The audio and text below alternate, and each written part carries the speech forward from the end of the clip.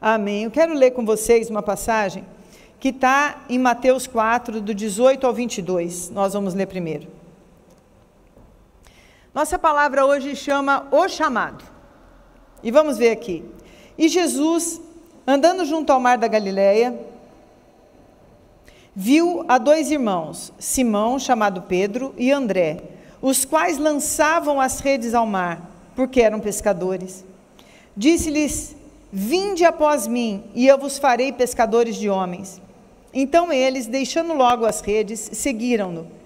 E adiantando-se dali, viu outros dois irmãos, Tiago, filho de Zebedeu, e João, seu irmão, num barco com o seu pai Zebedeu, consertando as redes, e chamou-os. Eles, deixando imediatamente o barco do seu pai, o seguiram.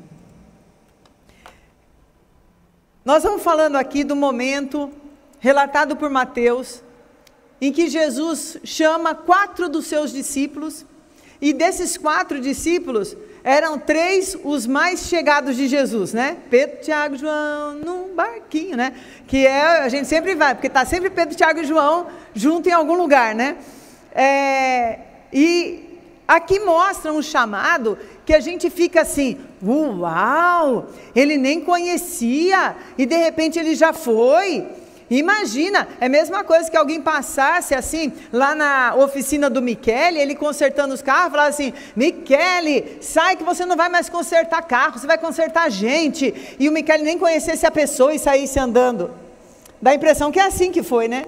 Mas não foi bem assim, gente. Aqui Mateus está relatando um momento específico, mas se nós formos ver lá no livro de João, houve um antes desse momento. Houve um antes. Esse foi um momento crucial. Que Jesus chegou: bom, agora que você já sabe quem eu sou, agora eu te chamo. Vem e me segue.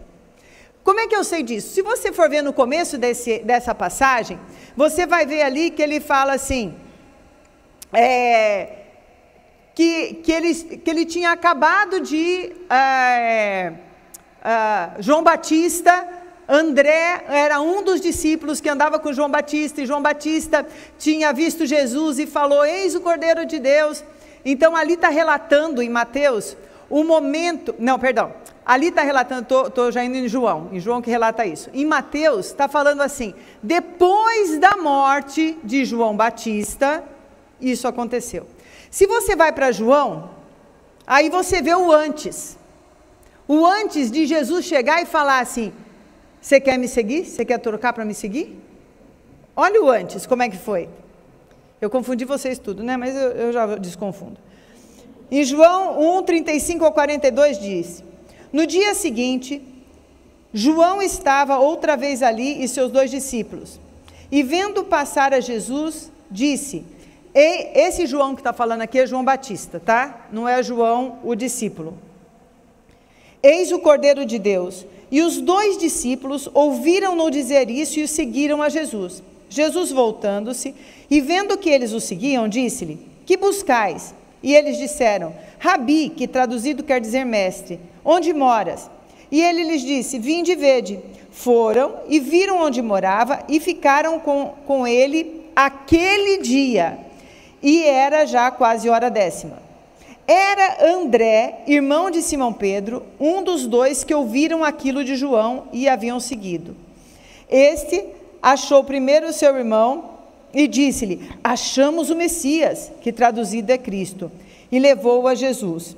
E olhando Jesus para ele, disse: tu és Simão, filho de Jonas, tu serás chamado Cefas, que quer dizer Pedro. Eu quero primeiro começar falando para vocês sobre uma questão de chamado. Vamos guardar essa informação que a gente leu aqui e vamos pensar. Chamado, normalmente a gente entende chamado, é assim: eu aceito Jesus na minha vida, e depois, pode ser que eu aceite o chamado ou pode ser que eu não aceite o chamado. Irmão, chamado é chamado. Chamado é assim: você quer me seguir? O momento em que você recebe Jesus, você já está falando sim para um chamado. O problema é que a gente não entende que a gente está falando sim para um chamado. Estão comigo?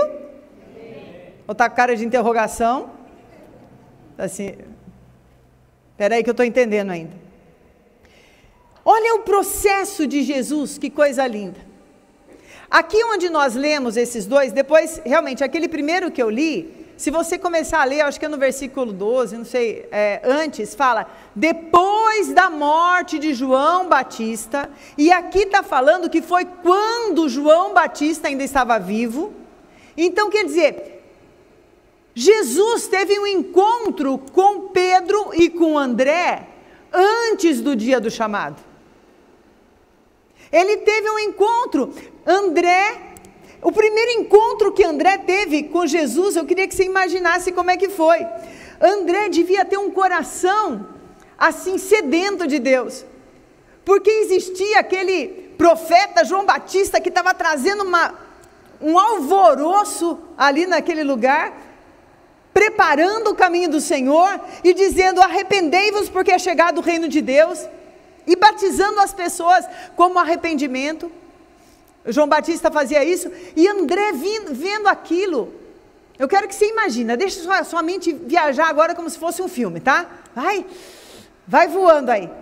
E André vendo aquilo, ele desejava tanto o dia que o Messias chegaria, e ele via alguém que estava preparando o momento que o Messias, que aquele povo esperava, um povo sofrido, oprimido, esperava aquele Messias.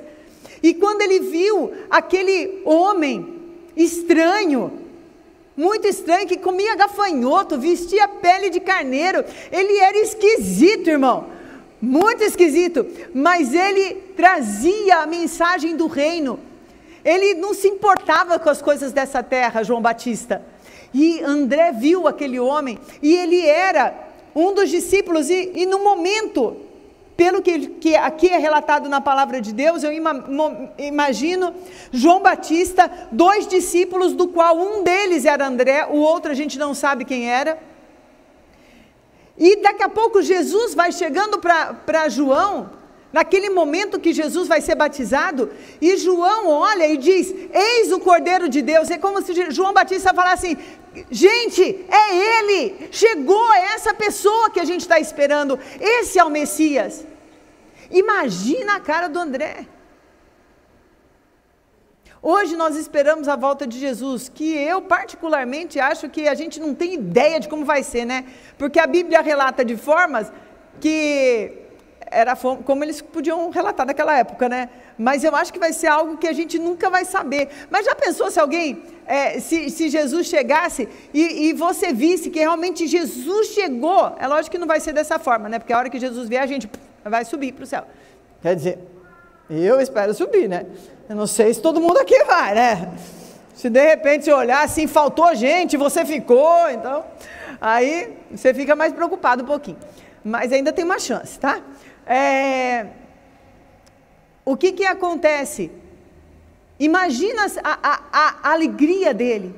E quando André viu aquela situação, e ele viu o que aconteceu, a voz que veio do céu, eu acredito que André presenciou todo esse momento, dizendo, esse é meu filho amado. Ele vai até o seu irmão, que é Pedro, e começa a falar para Pedro, Pedro, eu encontrei o Messias.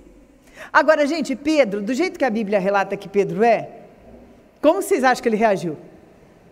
Ai, sim, era o Messias. Ai, André, larga a mão de ser besta. Provavelmente deve ter sido assim. Do jeito que Pedro relata que ele era impulsivo, ele era 880, né? Ou acreditava de se jogar, ou não acreditava de jeito nenhum. Ele era bem assim, 880, até ser tomado pelo Espírito Santo, e cada dia foi sendo transformado, assim como nós, né? Somos transformados de glória em glória cada dia, né? Eu imagino que Pedro ficou, e André deve ter ficado para ele assim, isso tudo eu estou criando na minha cabeça, tá, gente? Porque a Bíblia só diz, André falou para ele e ele levou lá. Mas a gente fica imaginando como é que foi essa dinâmica, né? Aí eu imagino André, não, vem, você tem que ir comigo, cara, vão comigo lá. Aí, é esse. Imagina que eles esperavam o Messias, um que ia ser rei e tudo, aí ele olha para Jesus. Isso, tem certeza? Que era um homem comum, aos olhos dos homens, assim, visualmente era um homem comum e não tinha nenhum brilhinho, nem aquela auréolazinha na cabeça, não tinha nada que identificasse ele como Messias, nada. Só ele falando que era. Aí depois mostrou pelos milagres, pelos sinais, pela forma que ele falava, com autoridade e poder, que todo mundo sabia que tinha alguma coisa diferente. E quando ele chega, Jesus, provavelmente já conhecendo o coração dele, já começa declarando uma palavra para ele, mudando o nome dele, reafirmando o nome dele, falando que ele já não seria 880, não mais Simão, mas ele seria Pedro. Quantas vezes, queridos, a partir do momento que nós recebemos Jesus, nós passamos por, que nós conhecemos, que nós começamos a ouvir falar de Jesus, a gente vai passando por esses momentos em que nós somos confrontados e preparados e conhecendo a identidade de Jesus, quem ele é, porque ele é uma pessoa. Ele é uma pessoa como eu e você, ele está aqui ao nosso lado, ele nos escuta, nós não podemos vê-lo. Tem gente que até consegue, né? Eu nunca consegui. Acho lindo, quem tem pessoas que têm visão aberta, mas assim, normalmente as pessoas com visão, que têm visão espiritual, eles veem mais anjos, mas a face de Jesus, é muito raro a gente ouvir isso, mas ele está aqui. Ele disse que estaria, através do Espírito Santo, a gente sabe que ele está, ele é uma pessoa, e é uma pessoa que ele nos conhece e se faz conhecido a nós. Ele primeiro, ele vai se apresentando a nós. Ele vai se apresentando. O dia que ele chegou no barco, e eles estavam pescando, ele não era um desconhecido. Ele era alguém que já tinha mexido com o coração deles. Ele era alguém que já tinha abalado as suas estruturas de alguma forma e trazido para eles todo aqueles questionamentos de que, será que é isso mesmo? Será que é esse caminho? Será que é por aqui que eu devo ir? E assim Jesus, ele vai se revelando a nós, dia após dia, ele vai se mostrando a nós, à medida que a gente vai permitindo que ele se mostre a nós. À medida que que a gente vá querendo conhecê-lo. Eu acredito muito que Jesus, ele se faz conhecido das pessoas, mas muitas vezes as pessoas não querem conhecê-lo mais. Não quer saber, não quero. E não permitem esse processo para chegar nesse momento da escolha. E alguns, na hora que chega nesse momento do chamado, aonde você vai escolher aquilo que você vai fazer, aonde você vai decidir, porque Jesus não invade o coração de ninguém. É uma decisão. E você pode estar falando assim, eu vou agora desligar minha anteninha aqui, porque eu já aceitei Jesus. Será que você está no processo de conhecer Jesus, ou no processo que você aceitou o chamado? Porque olha bem, o chamado fala de deixar as redes, o chamado fala de uma troca. Ele fala primeiro para Pedro, olha que interessante, vinde após mim e eu farei pescadores de homens. E depois, João, estavam consertando a sangue, ele chamou, deixando eles imediatamente o seguiu. Ele olhou para eles, eles eram pescadores, os 4 eram pescadores. E ele fala, me entrega o que você tem, que eu vou te dar algo muito maior, que você não conhece. Irmãos, a aceitar um chamado de Deus é mais do que a gente vir na igreja. Aceitar o chamado de Deus é a gente realmente entregar a nossa vida para Jesus, mas no aspecto amplo da palavra. Jesus, ele não tem como trabalhar essa troca com a gente, se a gente dá partes de nós. Senhor, eu te aceito como Salvador da minha vida, amém, glória a Deus, mas não mexa nessa área da minha vida, nesse meu pecado, esse pecado aqui eu não deixo. Senhor, também, olha só, essa área aqui, não toca nisso, porque esse aqui é meu. Ah, não toca aqui, que isso aqui é meu. Não existe isso, irmão. Jesus é radical.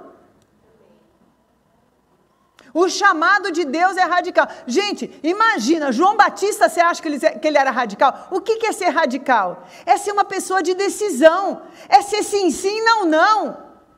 E não ficar meio assim, em cima do muro. É ser radical, é quando você é uma pessoa que tem uma decisão e sabe para onde você está indo, e sabe o caminho que você está indo, e sabe o que você quer. Não é assim, domingo eu quero Jesus, segunda-feira eu quero, não sei o que é. Eu quero, cada um sabe o que quer. Alguma coisa que você tenha que negar Jesus na sua vida. Jesus era radical no seu caminho. E ele não se preocupava com a opinião dos outros. Você gostou? Que bom. Não gostou? Ah, vou dormir na pia, pingando aqui de preocupação, né? Não tem problema. Porque eu sei em quem eu tenho crido. Eu sei a escolha que eu fiz. E eu quero essa escolha. E essa escolha vai envolver troca. Gente, essa escolha... a partir do chamado de Deus, nós temos escolhas. É interessante que tem um versículo da palavra de Deus que diz assim, vou só ver onde está, Mateus 22:14, que diz, porque muitos são chamados e poucos escolhidos. A gente pensa que é assim, que Deus chama, vem aqui na fila, Delma, Nivaldo, Mara, vem aqui, vamos entrando aqui tudo na fila, Rose, Adriana... Bom, agora deixa eu olhar. Gostei dos olhos do Nivaldo, entra. A Delma, acho que não. Ele chama e ele mesmo escolhe, como assim? Se ele chamou, ele já escolheu, né, irmãos? Horas. Muitos são chamados, mas poucos dizem sim para o chamado. Poucos escolhem o chamado. Muitos querem o benefício da cruz, como eu preguei outro dia, mas não a renúncia e entrega da cruz. Porque a cruz tem benefício e tem renúncia. Como eu preguei aquele dia, a mesma cruz da graça é a cruz da renúncia. Você passa pelo mesmo lugar para ter as duas coisas. Sabe, tiveram muitos homens na palavra de Deus que eles tiveram um chamado e eles disseram sim para o chamado e mudou totalmente a sua vida. A gente pode falar de Moisés. Ele teve o preparo, deserto, teve o chamado e foi um libertador. A gente pode falar do rei Davi, a gente pode falar de Paulo, do apóstolo Paulo. Ele teve um preparo, teve um chamado, disse sim e foi usado por Deus. Agora, na Bíblia não relatam todo mundo que falou sim para a palavra de Deus, mas muitas pessoas não é nem relatado, sabe por quê? Porque apesar dele ter sido chamado, ele não disse sim. Ele não disse sim para esse chamado. Irmãos, vocês sabem que eu tenho falado muito para essa igreja, que essa é uma igreja que Deus tem chamado. Não estou falando que as outras não são. Temos igrejas maravilhosas e tem muitas igrejas irmãs queridas que têm o mesmo chamado que a gente. Mas uma coisa eu sei, aqui, esse chamado não é para a gente ser crente de brincadeirinha. Não é para ser cristão de faz de conta. Cristão de que vem na igreja e depois, quando chegar lá a sua hora de ser chamado, sabe? No céu, que vai ter essa hora também. Agora Deus está te chamando aqui na terra, mas tem uma hora que você vai ser chamado lá, ele chegar para você e falar assim, quem é você? Não te conheço, cara. Por quê? Porque a gente faz de conta. que pregam o evangelho. Por isso que hoje eu estou trazendo um confronto para você. Existe um chamado, existe Jesus chegando para você, é a hora de você entregar suas redes. Ai, pastor, então tem que deixar de trabalhar? Não, irmão, a não ser que Deus te manda de como missionário para algum lugar, mas se não é isso, não é isso. Mas é algo que a gente, é tão lindo, queridos. Ai, como meu Jesus é lindo. Que quando a gente aceita o chamado, a gente entrega algo. Mas tudo que a gente entrega, Ele dá algo para a gente. A gente não entrega para receber, mas Ele nos dá. Não tenha nada. O Marco falava isso, o apóstolo Marco falava muito isso. Deus não deve ficar devendo nada para ninguém. Lembra dele falando isso? Ele sempre é superior a nós em nos dar de tudo que a gente possa entregar para Ele. Olha o que ele fala para Pedro. Pedro, você é pescador de peixe, mas eu vou te levar para uma experiência sobrenatural. Imagina que o dia que ele teve a maior pesca dele, que foi o dia da pesca milagrosa de peixe, o Pedro, ele pescou 152 grandes peixes. Lembra dessa passagem da Bíblia? Se não lembra, está precisando dar uma lidinha, né, gente? Ok. Lê lá os evangelhos. Mas o dia que ele se transformou em pescador de homem, a primeira pesca dele, quantos homens ele pescou? 3.000 homens, fora as mulheres e crianças. Você entende a troca que Deus quer da gente? Você entende o que Deus quer fazer com a gente? Ele se alegrou com uma rede cheia. Imagina o que não foi no coração dele, quando ele viu que a primeira pregação dele, a primeira vez que tomado pelo Espírito, ele fala da palavra. Uma multidão de homens se rendem a Jesus. É tão superior. É tão superior, vocês estão me entendendo? Sabe, quando você entrega, quando Jesus te chama, quando Jesus fala assim, vem e me segue, isso que é o chamado de Deus. O chamado de Deus, muita gente pensa que é o id. O id é uma consequência do chamado. O chamado é Jesus falando, vem e me segue. A partir do momento que você me seguir, naturalmente você vai ter o seu id. Isso é natural. Na hora que Jesus fala, vem e me segue, Ele fala assim, eu vou falar de algumas entregas que a gente faz para Ele. Me entrega seus argumentos. Me entrega a sua lógica. Como Paulo, o apóstolo Paulo, disse que Paulo era um homem extremamente estudado, era um homem culto, e ele fala que tudo isso, ele foi ensinado por um dos maiores nomes de mestres da época.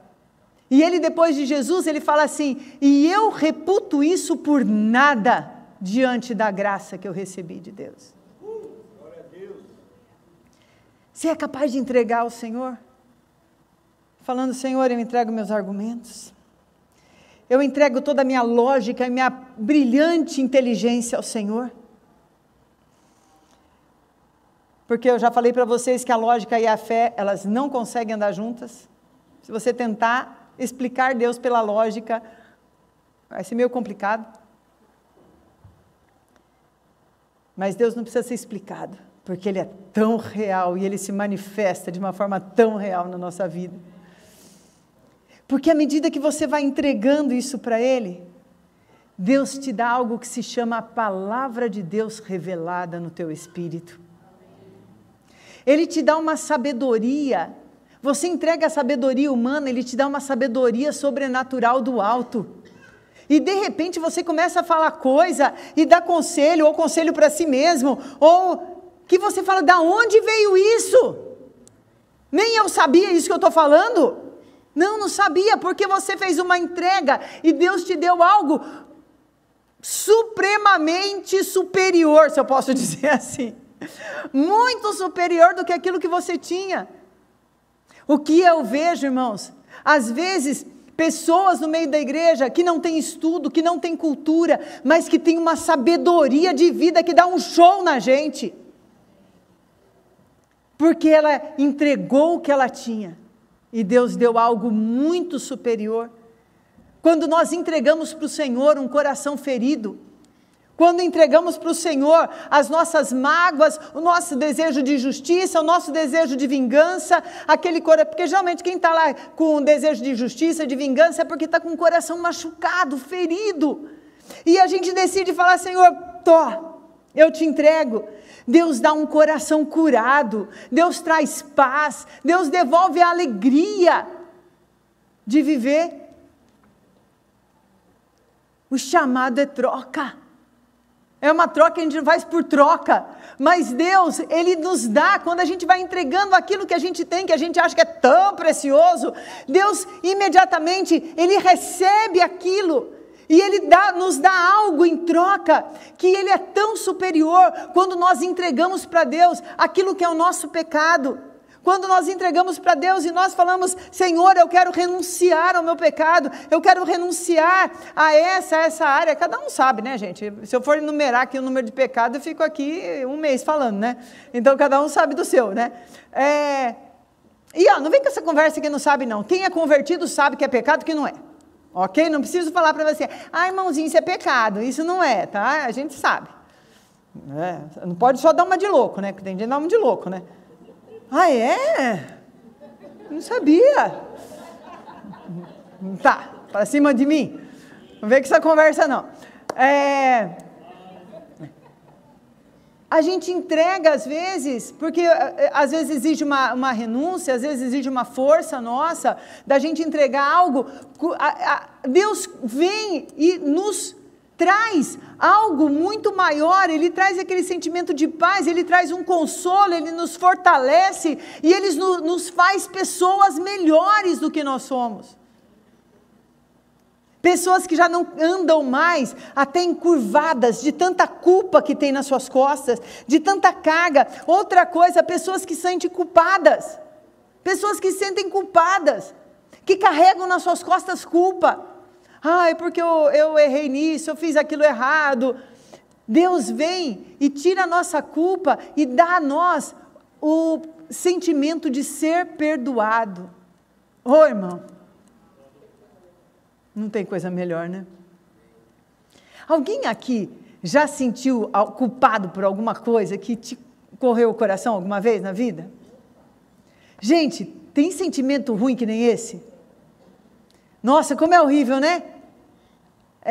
Pais aqui, quem é pai e mãe aqui? Pai e mãe tem uma mania de se sentir culpado por tudo que o filho faz de errado.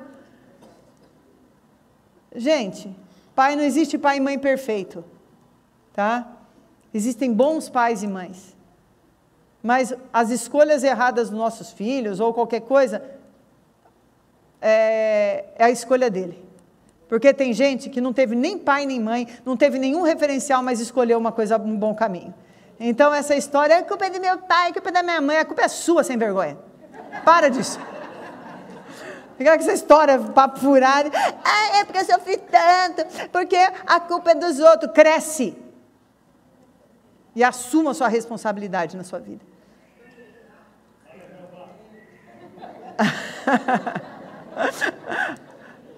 Mas quando a gente se sente culpado, e a gente entrega, a gente recebe o chamado, a gente entrega aquilo, sabe, a paz, o perdão, o você sentir livre daquilo, ele é tão lindo.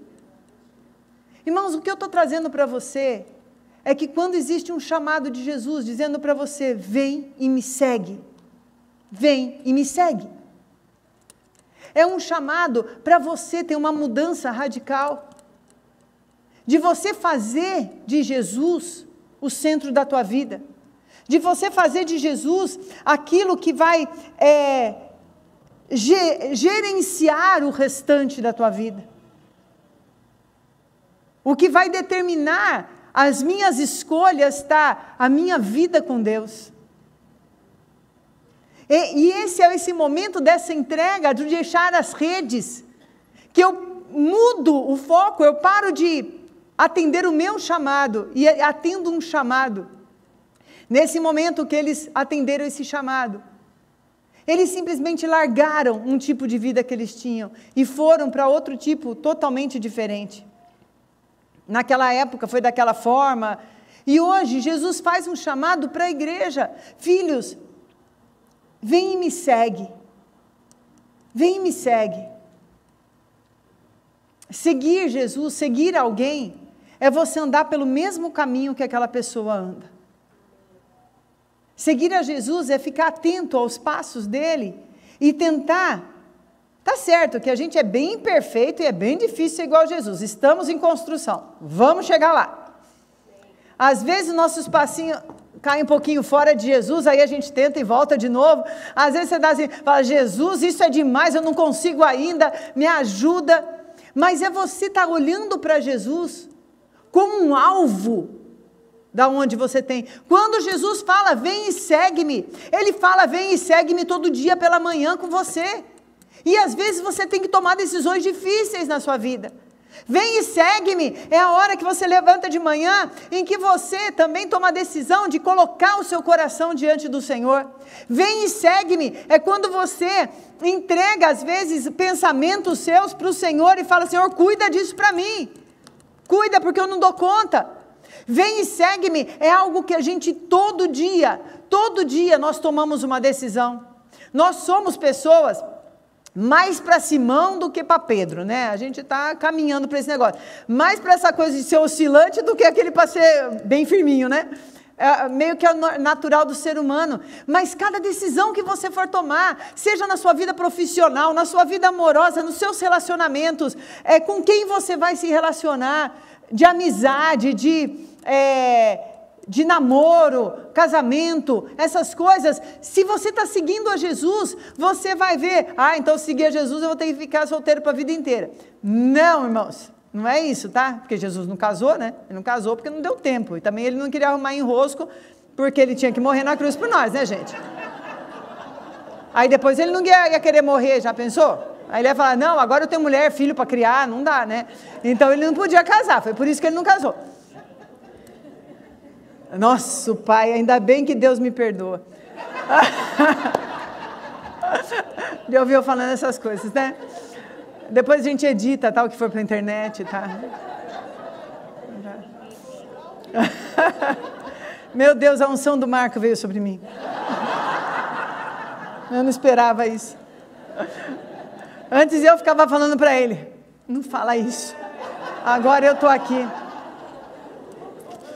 Eu acho que ele chegou lá no céu e falou assim: Deus, faz ela fazer a mesma coisa, faz.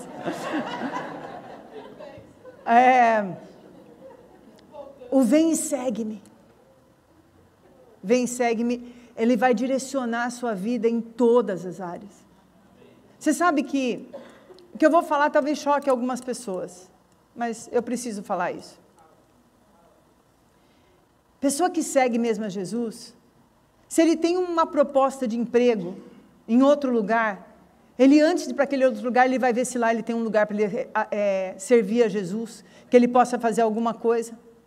Ele não vai pôr em risco a vida dele com Deus por causa de dinheiro.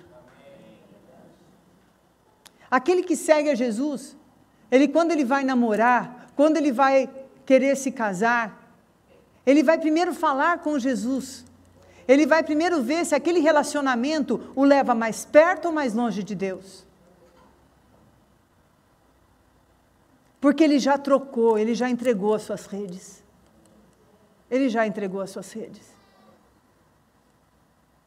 Quando ele vai tomar uma decisão na sua vida, ele vê primeiro assim, o que isso pode influenciar na minha vida com Deus, no meu relacionamento com Deus, no chamado que ele me fez. Vem e segue-me. E ele não abre mão. Hoje o Senhor está chamando as pessoas para: vem e me segue. Tome uma decisão. Tome uma decisão de andar comigo. Não de brincadeira, mas de andar de verdade. E olha, queridos, como eu sempre falo, já passaram de 40 anos que um dia eu ouvi o chamado. Muitas vezes fui que nem Pedro, sim. Teve hora que eu não cheguei a desviar nunca, assim, do caminho do Senhor, mas que eu já não colocava Deus tão em primeiro lugar na minha vida e Deus teve que me chamar, como chamou a Pedro, e falar: tu me amas? Porque quando a gente tira Jesus de primeiro lugar da nossa vida, nós estamos negando a Jesus, assim como Pedro negou Jesus. Mas Jesus não vem com uma culpa para você. Ele vem com uma palavra só para te lembrar do teu chamado. E olha para você e fala assim: você me ama? Você me ama?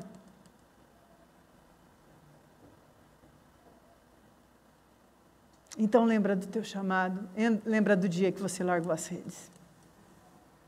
Se você me ama, lembra do dia que você largou as redes. E me coloca de novo no lugar que eu tenho que estar na sua vida.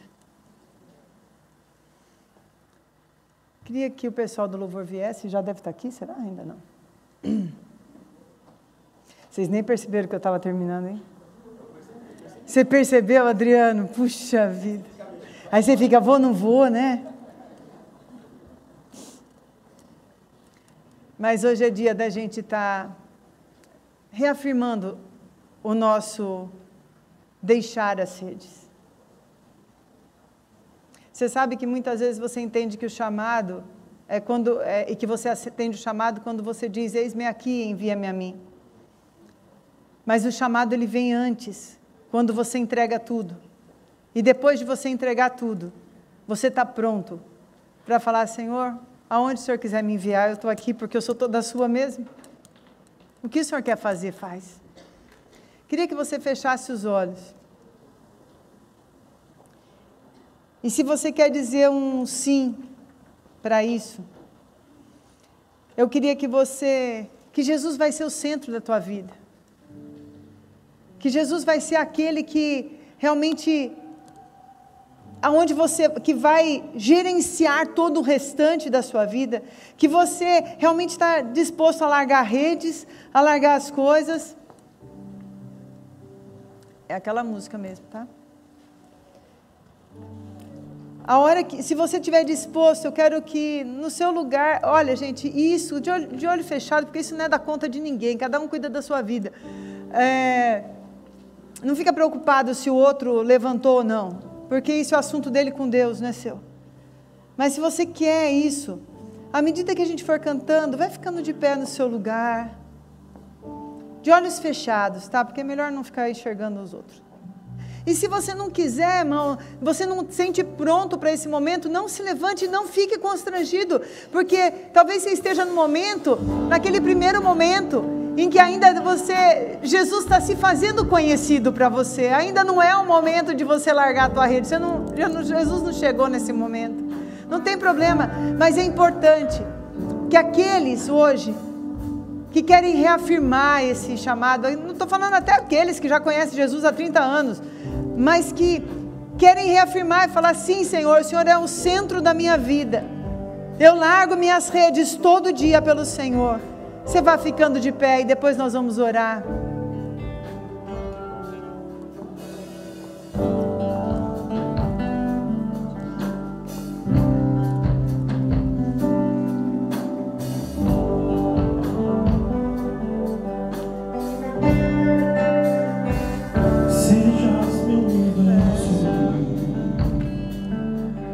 Quero dar-te só um pouco do meu tempo. Não quero dar-te um dia apenas na semana. Que sejas meu universo. Não quero dar-te as palavras como gotas. Quero que saia o dilúvio de bênçãos da minha boca. Que sejas meu universo. Que sejas tudo que sinto e o que penso. Que de manhã seja o primeiro pensamento e a luz em minha janela. Que sejas meu universo, que enchas cada um dos meus pensamentos, que a tua presença e o teu poder seja o alimento. Jesus, este é o meu desejo, que sejas meu universo. Não quero dar-te só uma parte dos meus anos, te quero dono do meu tempo e dos meus planos, que sejas meu universo. Não quero a minha vontade, quero agradar-te, que cada sonho que há em mim quero entregar-te, que sejas meu universo, que sejas tudo o que sinto e o que penso, que de manhã seja o primeiro pensamento e a luz em minha janela, que sejas meu universo, que enchas cada um dos meus pensamentos, que a tua presença e o teu poder seja o alimento.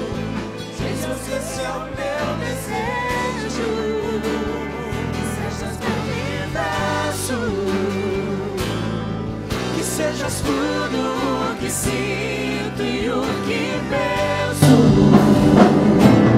que de manhã seja o primeiro pensamento e a luz em minha janela, que sejas meu universo, que enchas cada um dos meus pensamentos, que a tua presença e o teu poder seja o alimento. Jesus, esse é o meu desejo.